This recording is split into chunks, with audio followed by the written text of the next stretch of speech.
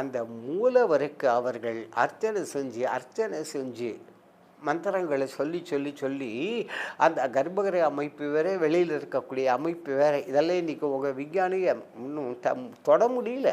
எங்கேயோ நின்றிருந்தார்கள் முன்னோர்கள்.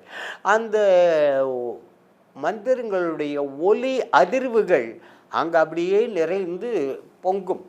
அது அங்கே அப்படியே இருக்கும். அது காற்றிலிருந்து அங்கிருந்து வெளிப்பட்டு கொடிமரம் நன்னா உயரமாக இருக்குது பாருங்கோ. இந்த கொடிமரத்துக்கு உச்சியில் இதுக்கெல்லாம் இருக்குது, வச்சுருக்கார்கள்.